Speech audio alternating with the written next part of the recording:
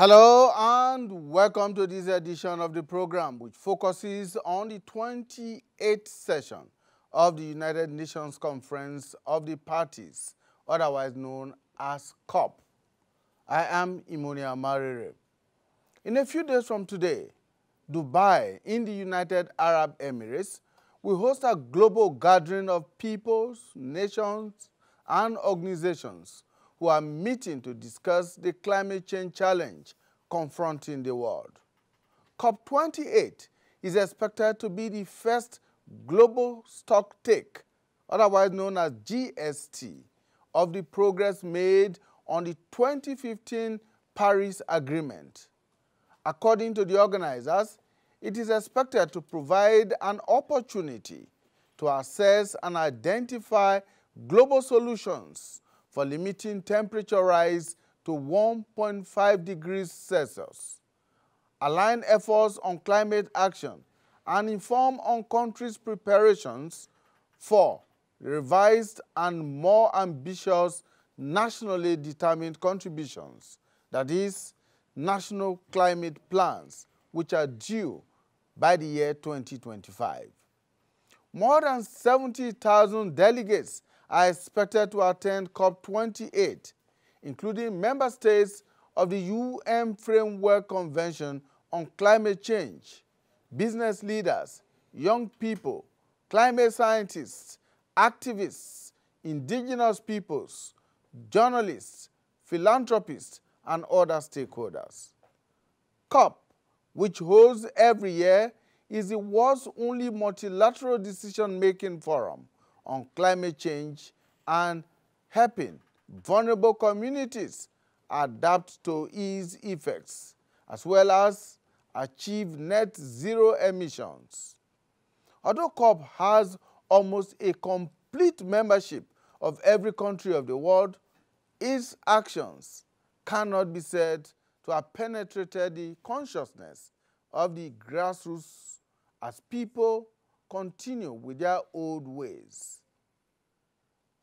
Countries and governments also have not made much difference, and as they head to Dubai, the Nigerian government is not known to have publicly stated what its position will be at the conference. Will Nigeria stand by its COP27 position, which put 2060 as the country's timeline for net zero emissions? Will it maintain its nationally determined contribution, NDC, to use natural gas as its energy transition plan? What impact is this likely to have on an economy that is fossil fuel based? Now, recall that fossil fuel is said to be largely responsible for global warming and climate change related disasters around the world today. How is climate change impacting Nigeria's rural and urban communities, and what is being done to mitigate the crisis?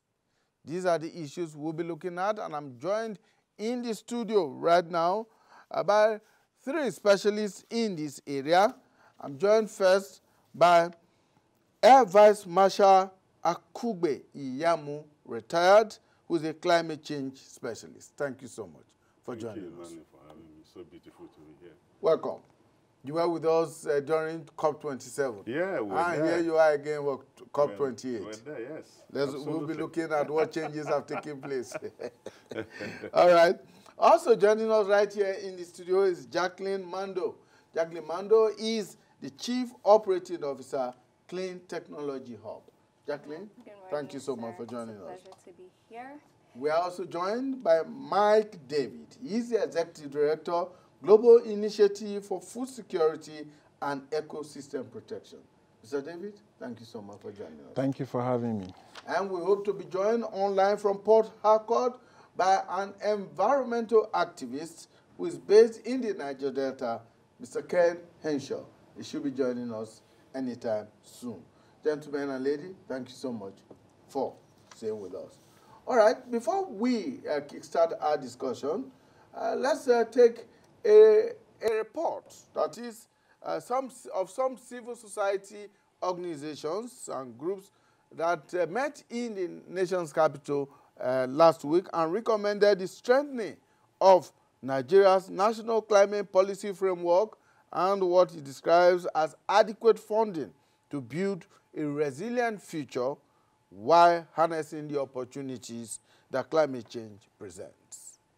For Nigeria, it's the challenge of how do you promote development in Nigeria, which can only happen with electricity access, okay, with energy. So that, in a sense, is also an adaptation challenge, and I think that's the point that's made in the report that I like very much, that whether or not Nigeria, is emitting, the thing is, the rest of the world is moving in a direction, and that will pose challenges for Nigeria, and also opportunities. Scaling advocacy for policy change and social transformation, socioeconomic transformation, is more than talking to policymakers. It's getting the whole country to shift, and there are many paradigm shifts required to transform Nigeria. International agreement for climate change has already begun to come very close to phasing down and phasing out fossil fuel. So if we choose to bury our head in the sand as ostrich, we will be severely affected. A chaotic transition will do perhaps even more damage than the climate impact that we are experiencing. We looked at the findings and how it affects the green economy, and we hope that the findings in this report will help guide policymakers, will guide stakeholders in the sector, and will lead to concrete action, especially as we head to COP28.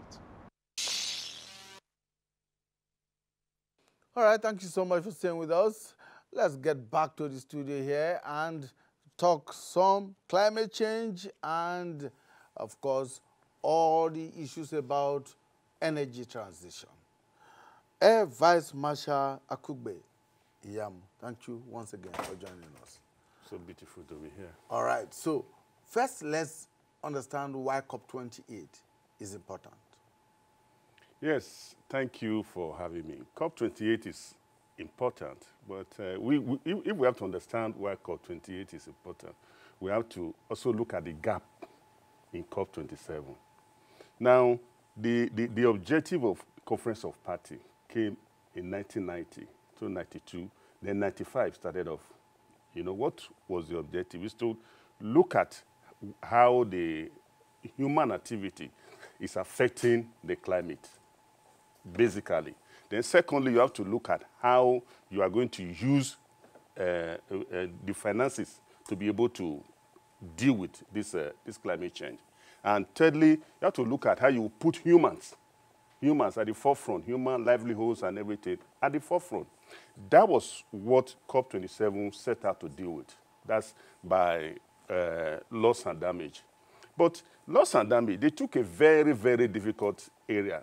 Loss and damage is very, very complex, very complex. Now, before you are going to declare loss and damage finances, which is in Article 8 and 9 of the Paris Agreement, that means that disaster has to be that your resources cannot deal with it. And again, too, if you are inundated with it, you cannot deal with it with the resources available, except you have to go outside. No, it's different from green climate financing. Where you are dealing with green climate financing, you are talking about taking money from every country in the world and sharing it among the countries.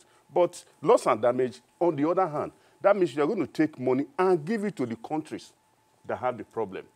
Now they said, okay, they came back from there. Everybody was jubilating. I said, no. Now we are here again. Nothing has happened. There were a series of meetings, including the G20 plus one. Nothing happened. Now we are here now. The world has pivoted to a new radar. You see the careful choice of the president of the COP. Technology, energy, and integration. You understand? So that's what the world is going now. Now you look at your dear country, like you rightly said, what are you doing in this? So it's technology now, technology. The guy is anchoring technology around himself. That is what the world is going now. So what is going to happen to us should be our major concern now as Nigerians. So I think I'll hold it there. So you recall that loss and damage actually resulted in an extension of COP27. Yes. Extension of a few days because there wasn't a quick agreement Yes. on what loss and damage would be and how it will be Yes. operationalized. Yes. Between 27 and 28, Yes. how much of that has actually come into play? How much of it has been achieved? Like I said, it's a very complex trajectory. Because it is not, you can't define it easily. They said, okay, when they left COP27, they said, okay, the first meeting is going to hold in March. It never held. Up to this year, I think around May or so, they were still holding the meeting in Egypt. In Egypt, because defining it alone is a lot of problems, talk less of financing it. Where is the money going to come from? The Article 8 and 9 of the Paris Agreement say that the developed countries will bring funds. And that is what they are running away from. That's what they are running away from. So when you say they are going to bring forth, no. You see, you have to, the energy would dissipated on loss and damage would have been directed at other meaningful areas. I think would have achieved more results than that now. Now, where the world is looking at now is renewable energy and hydrogen. See, fossil fuel is gradually being left behind. The US is telling you that, look, by 2050 or thereabout, they are going to have twice as much energy from renewable than the one they are having from water. So what are you telling you? And we are a carbon energy-based country. So what are we doing? In the first place, I will even ask you a question. Like that music said, who is your guy? Who is your guy? Who is our guy for climate change? Every country has a lobbyist. As long as we are still on fossil fuel, we must have a lobbyist. Who is lobbying for us? You have the like of Attenborough. This year, the Pope is going. The King of England is going. Who is lobbying for us? Before you even lobby, what is our policy? What are we taking there? No, what are we taking there? It's still hidden. You can see the one. If you Google the one for Ghana, you see it. The one for Guinea, you see it. The one for Senegal, you see it. Where is the one for us? Big question. So let me come to you, Jacqueline. You just heard about how the focus appeared to be on technology. And this is your area. So how much of that is likely to rule or take center stage during the discussions at COP28?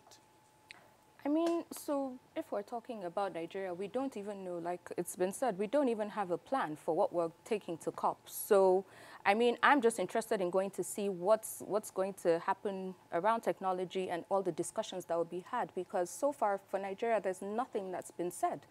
And so it bothers me.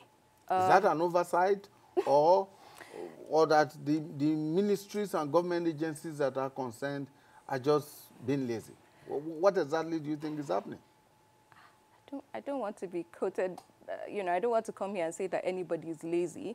It might be an oversight. I mean, it starts in a few days. Hopefully, 2 days is enough time to come up with something. To be honest, I don't know. I can't speak on their behalf, but it's very disappointing, to be honest. If every other country has its own national determined position on these things, and it's like you said, it's already out there. Everyone has seen it, so that people are able to read and grab what they are talking about, and are able to respond to it when they get to COP28 in Dubai. Where is Nigeria's own?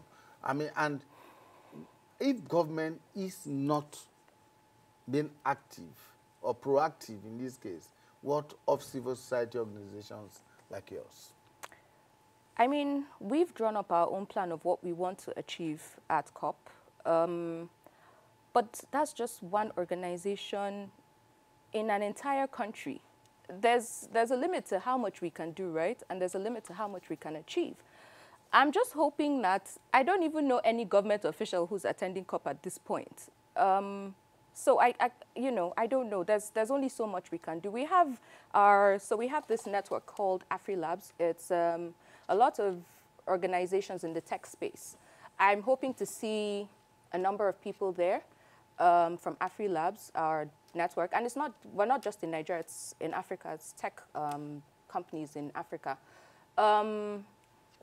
I'm hoping that we can, see at COP and come up with a plan. I know that it starts in 2 days or 3 days, But we should, I mean, if we spend maybe 24 hours from the day before it starts, we should be able to draw up our own plan. But as for government, I don't know what's going on. Okay. Mr. David, let's do a preview of COP28. What are your expectations? So the COP28 has agenda, and the agendas are 1, the global stock stake, 2, loss and damage fund, 3, climate finance, and 4, the global goal on adaptation. Now, I am not standing in for the government, but let me say that on Friday, there was a national stakeholders meeting, which was conveyed by the NCCC, that is the National Council on Climate Change, in conjunction with the National Assembly Committee on Environment. And that meeting brought together some of the negotiators of Nigeria and a few persons from the civil society, where I also belong. So I know that the agenda for COP is also very close to what Nigeria has. But going back to our NDCs and looking at our energy transition plan, which is what was stated to us. But it's very important to know that Nigeria does not lobby alone as a country. Nigeria lobbies with Africa First as Africa group of negotiators, but also belong to the group of 77 plus China. So when he mentioned or talked about our negotiating skills and who is lobbying for us, that was critical, that was important, because we cannot and we don't lobby as a country, in as much as we have our plans. And let me also say that going to the Loss and Damage Fund, a lot of developments came in. Just 3 weeks ago or 2 weeks ago in same Dubai, there was a TC5, that is the Transition Committee Meeting 5 on loss and damage that was held. And when the report came, there's a draft report that is out there. A lot of us civil society organizations are not very pleased with it.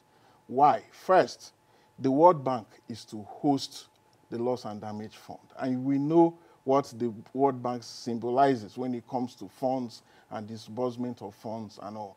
Secondly, that the funds would be donated by countries without a major obligations. The US is first to step aside and say, we cannot donate. So you may have a fund, which in quotes is loss and damage fund, but it's an empty fund without anything. So these are some of the major decisions that will be taken at COP28. But let me not forget mitigation, because if we are talking of adaptation and we are not looking at mitigation, there's a point to which adaptation can take us. And that's why it is important that countries upscale their commitment so that we must stay beyond or below 1.5 degrees. Let me conclude by saying this. Just Saturday, we had rains in Abuja. And yesterday morning, there was rain. It clearly shows that there is climate variability. At this time of the year, I grew up in Abuja here, should be Harmattan.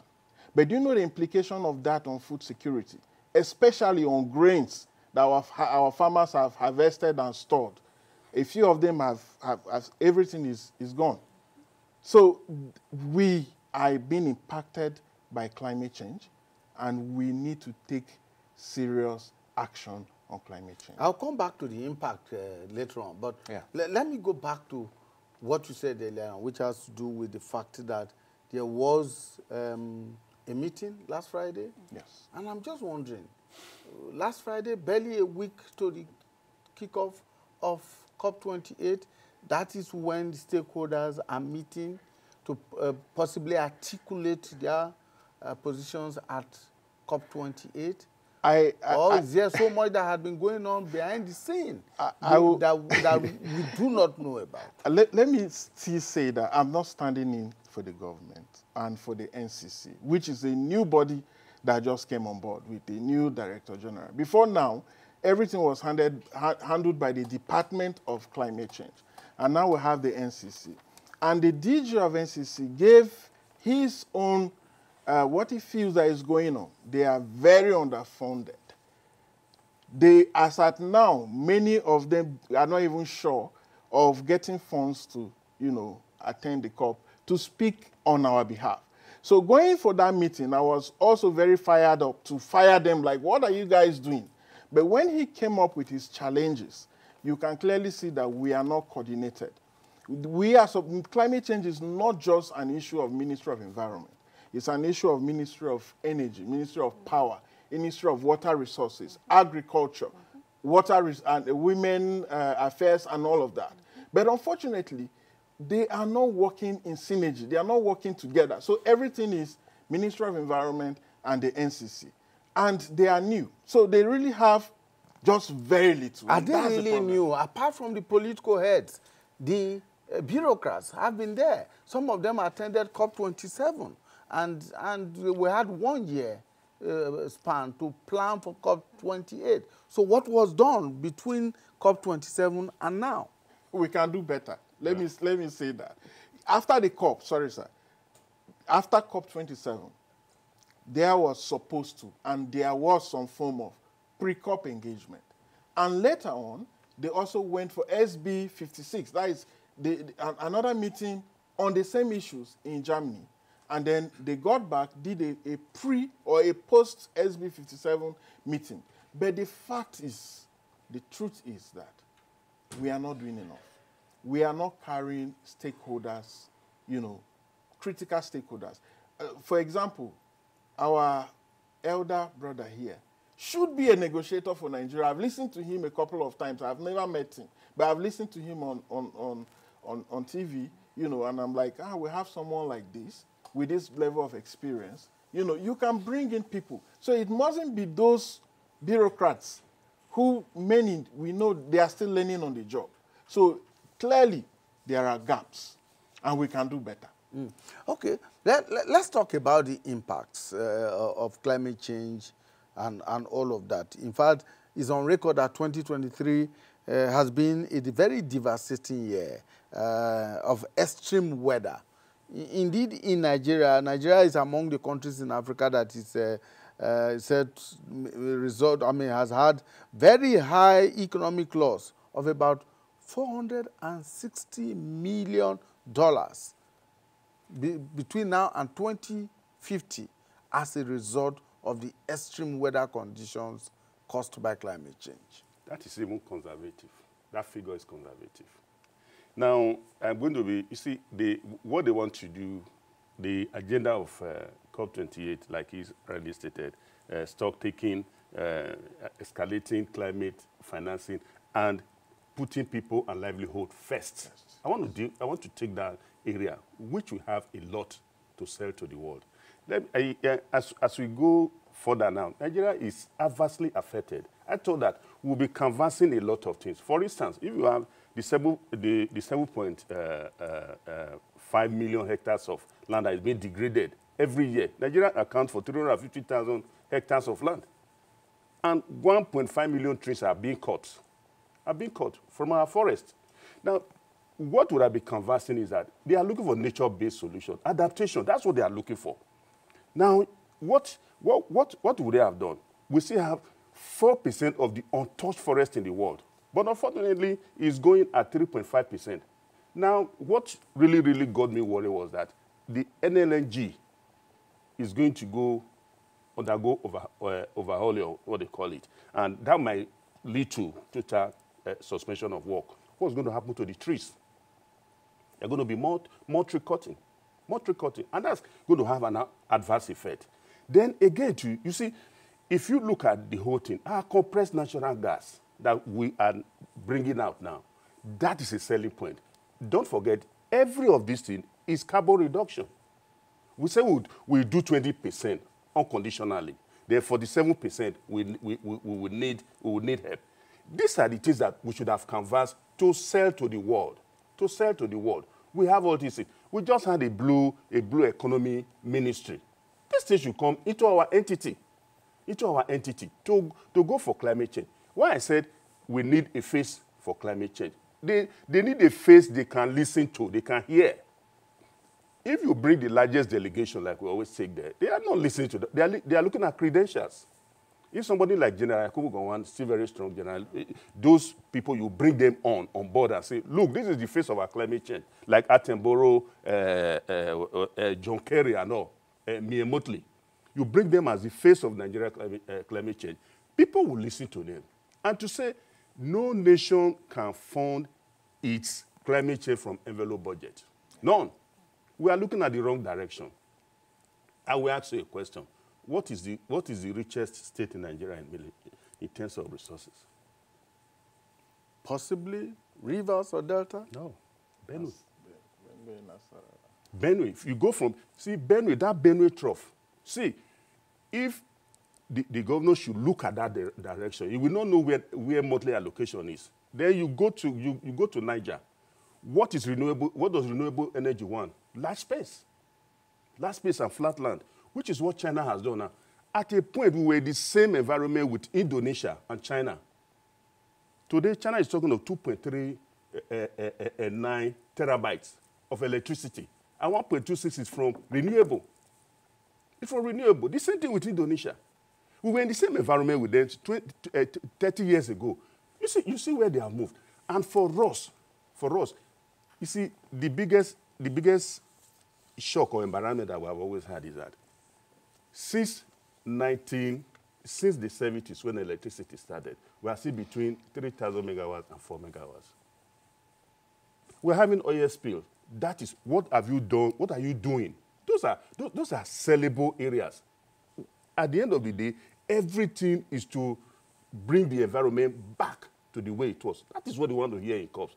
It's not how large your delegation is. No. Since 1979, we have had almost 110 to 160 million gallons of oil spillage. What are we doing to clear it now? What are we doing? Framework is not when you remove people, you change people. That's not policy. Policy is when you deal with the framework and be able to achieve a result. You must have a destination. Otherwise, you have a gap. So, Jacqueline, let's now zero in on the impact on, because it's talked about now, rural and urban communities in Nigeria.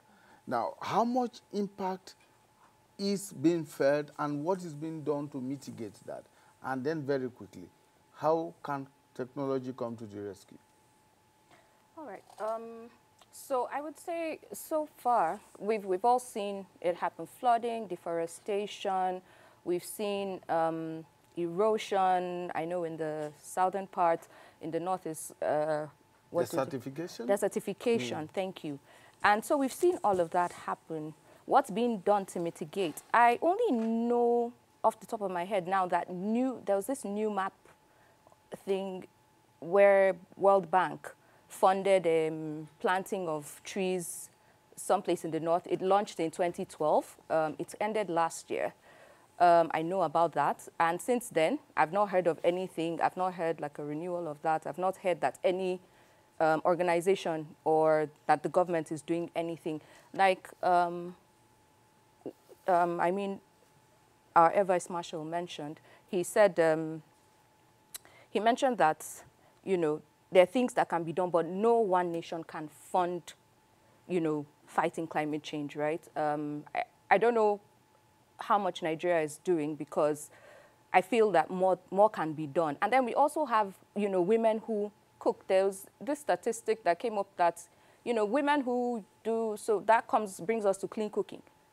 People who use firewood use one tree, almost a whole tree per week. I mean, if all the women in the rural areas are using a tree per week, there goes desertification. I mean, so the trees are going to be cut. So even if you plant trees, they will come and cut them again because that's what they use. And so we're advocating for clean cooking. My organization is advocating for clean cooking. We've made clean cooking briquettes, we've made clean cook stoves and all of that, and we do the best that we can, but then that's just one organization doing what they can. I know there are a couple of people that are doing, you know, trying to help that, but then that's another thing that contributes to climate change. How can technology help? I would say we can, you know, Nigerians are not, I don't want to say that we can use apps where we educate people, because we all know that not everyone can afford data and not everyone can afford a smartphone, but that can be a step. We can come up with apps where, you know, we're not just going to our big conferences and speaking, we're actually, you know, updating stuff so that other people out there are seeing, okay, this is what we can do better, this is how we can do better. I would suggest that we can do that. There should be like an app. I mean, the COP28, the Conference of Parties, there's an app for it. Why don't we have an app, a climate change-based app for Nigeria, where we're, you know, having these discussions, updating things, and people are seeing. I mean, this is so important, and people are, you know, getting interested in this whole climate change thing now, and I feel like that's one way we can go. If you recall, when we started, I said there isn't much penetration of what is being done at the global level, at the grassroots level. Now, that means that we are not carrying along the critical, the most critical stakeholders. People, organizations, companies, and what have you, are still steeped in their old habits. And so all that we appear to be doing is speak big grammar at national and at international level, and we're not getting down to the people. How do we remedy that? I would say trainings and advocacy. That's the easiest way to go. I mean, these people, we don't, you know, like you said, we go to our big conferences. We're not carrying them with us. We can go, I mean, in Nigeria, it's easier to physically go into communities and do the work and educate them. That's the easiest way. I always say this, that's the easiest way for you to get across to people at the grassroots. Mr. David, Yes. The COP is seen by so many Nigerians as just another jamboree. Government officials take public funds, go for conferences, enjoy themselves, come back. And when they come back, there isn't much of a feedback to the most critical stakeholders at the grassroots. And so we still keep cutting down our trees. We carry on our old bad habits, and we expect that things will change. You just talked about, for instance, you talked about the rains that happened this weekend in Abuja. When we should be actually experiencing a lot of harmattan, the heat here is unbearable. So, yes, I agree with you that there's a very big gap between what happens at the COP and then it ends at the federal level. And I'm personally an advocate of those who believe that climate change adaptation should begin at the grassroots. And when I say grassroots, I'm talking of communities, at the local government, and the states.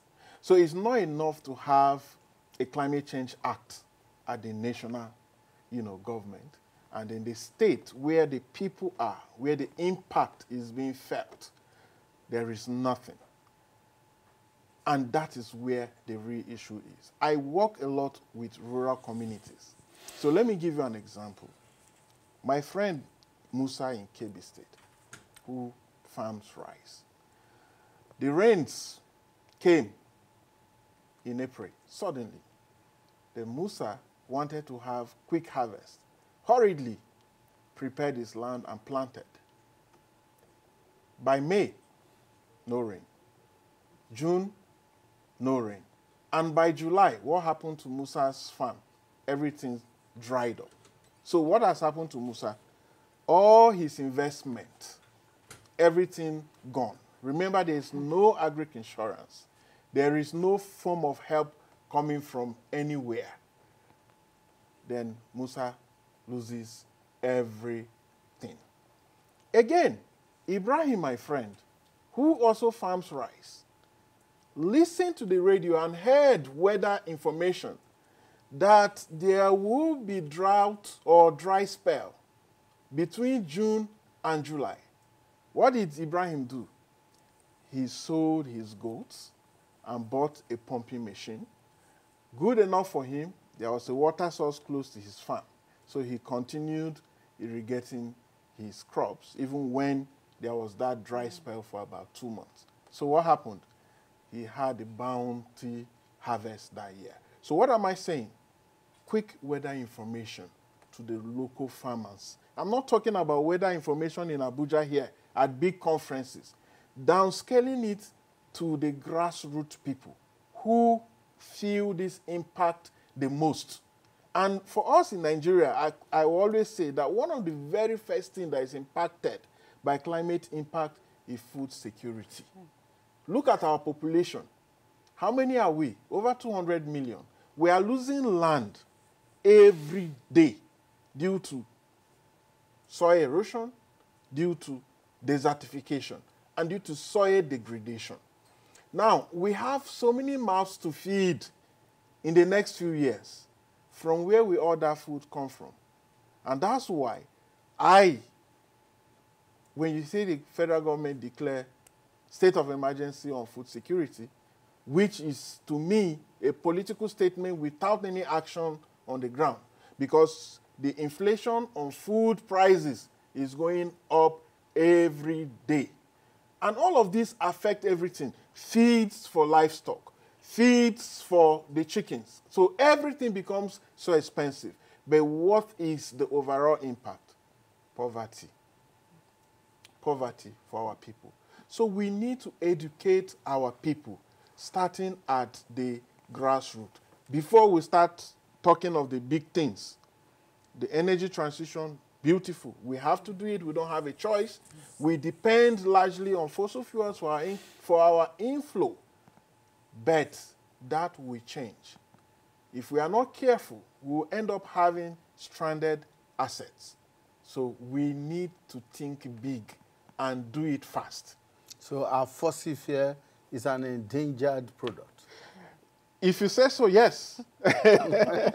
Evans Masha, let me seek some education as to the difference between the blue and the green zone at COP. Well, the blue and the green zone depend on what you are going to be canvassing. Do you understand what I'm saying? I think one has to do with civil societies or something like that. So, but the other one has to do with government agencies. Yes. Those are there. But before you get to there, you must get your house in order. Like he was saying, the 774 local government areas in Nigeria. Nigeria, as of today, we supply 9.4 billion cubic meters of gas to the world. Quite a lot, quite a lot. Now, if you look at that, I want to relate with him on agriculture, which is our very, very, very great concern. The other day, there was a trendy video that said that was going around of food perishing because of bad road. Yes. That's also the effect of climate change. Water, excessive rainfall. We're having rainfall that would have fallen in a year, falling in 48 hours now, damaging our roads. But unfortunately, what are we doing? There are opportunities that are open to us now. Take, for example, Thailand. This cassava you are looking at. Nigeria is the largest producer of cassava in the world. But Thailand does not produce almost half as much as Nigeria. But let me shock you. Thailand, last year, yes, Thailand got $1.5 billion from cassava. You know how much Nigeria got? $1 million. But we are the largest producer. So climate change is threatening a whole lot of things, and it's threatening national security. You know, at the beginning of this year, Macron called everybody, called nations to France, and told them, look, when the IMF and the World Bank, they were set up, most countries that are existing now were not there. So the laws now that are there, nobody saw climate change, nobody saw the war in Ukraine, nobody saw those things. So the laws there do not favor these people of taking money from there to come and do what they have to do. He said, okay, what do we now do? Let's look for private equity. Let's look for private finance for you to be able to exist. Because if you don't help the low developing countries, low-income developing countries, they're not going to survive. They're not going to survive. In the sub-Saharan Africa, it's supposed to be the richest, but it's the poorest, contradictorily. The poorest. If you look at the Sahel, that is the Sahel and the Horn of Africa, everything you need for renewable is gotten there. It's gotten there. Let us take our eyes away from fossil fuel and face some other things. We will be killing two birds with one stone. We will be reducing our carbon emission. One thing is that carbon neutrality is different from zero carbon emission. They are not the same thing. Yes. So if we get zero carbon emission materials and we are using them, we will be able to bring down our carbon neutrality. And the money will come in. The money will come. There's so much fund at the international community to be assessed. They don't give it to you because you speak BB English. No, you must have the framework. They deal with framework. They deal with credentials. If you come in there now, they will look at you. Where is this one coming from? Well, what has he done all his life? You see, if you bring my sister and I say, okay, he has been in climate, environment, he has done this, he has done this, he has done this. So that's all. Our blue economy, the blue economy that we're talking about, need to be canvassed. It's not just waking up to say, okay, no, the blue economy will create 350 million jobs. How? How? Science deals with empiricity now. You can't just make any statement because you want to be politically correct. No. Yes. Tell us how you are going to do it. Tell us how you are going to do it. The 5 pods that you are going to create for the blue economy, what's happening to it? So a whole lot of things that we can do to create jobs for ourselves and feed ourselves. And, you know, take the hunger now that is almost getting to 40%, take it out and make sure that people are being fed. Smart agriculture is the way to go. Now, between 2015 and now, it's a long time, and that was when the Paris Agreement was signed. Yes. And it appears some serious countries have actually put in place a blueprint as to how they want to go, and maybe updating it on a year-to-year basis. Yes. But we do not seem to have that same kind of leeway. So I agree with you 100%. Countries like Norway, right now, all cars in Norway are electric cars. That they had a plan, they stayed with it, and that is the result. So that is what we failed to do. At many of these meetings, the former president promised the planting of 20 million trees. And today you ask yourself, where are those trees? You can't find. Because they are political trees. Well, maybe political trees. When you make this statement, they must be banked up with a concrete plan of action. And that's where we keep missing it. Nigeria has not benefited from green climate funds and many other funds because we are not able to come up with very bankable projects, which is what other countries are benefiting from. I know for sure that Senegal is benefiting from a lot of investment in renewable energy. Same for South Africa. For us, nothing has come in. We're happy that the president recently got a deal from Germany, about $500 million or dollars, which is going for gas and renewable energy. I'm happy that they balanced it up with some renewable energy, because our renewable energy resources in Africa holds over 40% of Africa holds 40% of the entire renewable energy that the world needs. So we should, when we talk transition, it shouldn't just be political statements. It should come with real practical action. But when we talk of transition, the question I usually ask is, what are we transitioning from? Remember that most of our fossil fuels are gone to other countries through export. So we don't have energy. We don't have power. And the quickest way to power the entire country is through renewable energy. It is sad that we are still within 3,000, 4,000 megawatts. How can we industrialize with that meager, But even that meager is not coming from renewable energy. It's still coming from your fossil fuels. Some. We have some. 16.4% yes. renewable. Yes. But only 16.4%. Of that, between 3,000 and 4,000. Yes. So that's where the issue really is. we need to plan. This is the difference. I'm very happy that he mentioned this issue of World Bank and all. The honest fact is that Nigeria is very vulnerable to the effect of climate change, not just because of our physical environment, but because we are a debt-burdened country. When there is disaster, we cannot borrow because we are already debt overburdened. And that's why for some of us as activists, we ask for debt forgiveness for the country, for debt for climate. That's what we are asking for, right? But it also means that when you get it, what do you do with it? And that's exactly what he's saying, which I agree with him. There must be a track record to show that this money that we receive, this is what we did with it.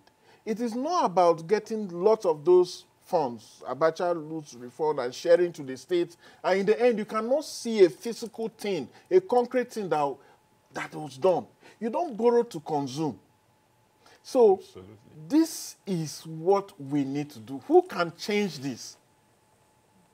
We have a new government in place. Hopefully. Not very new anymore. Well, not very new. Jacqueline, well, given the amount of time we have left, let's begin to look at solutions. What can we begin to propose to this government? And those of them who are going to COP, what should they be putting on the table? Government, grassroots, educate them. I know that the new map, which I mentioned, they did this training for, I think, 185,000. That's what the report says, people in the local government, so local government officials and people at the grassroots. But I would say we need more of that. I don't think that that's enough, considering the number of people in the rural areas. For COP, what I would say to government is, please, let it not just be another, party where we go and have fun and come back and do nothing about what's agreed on there. Okay, ever as much as there will be sessions, I think 2 days or so been dedicated to looking at issues of finance, issues of energy, health, and even nature at COP28. These are areas that they'll be focusing on at this COP28. What should be the expectation from such sessions? Thank you. You see, our measure of success will be related to what we have done before, what we are going to do. Like the two of them rightly said, they are the next generation who will feel whatever has happened. Like the Secretary General of the UN said, he said he was in Antarctica. He said, what happens in Antarctica does not stay in Antarctica anymore, with the ice melting. No. You see, the radar fell. This year, nobody expected Nina and El Nino. They came in. It's a natural phenomenon. So, of all the three you mentioned, look, nature, livelihood is where we are stronger, and that's where we should canvass.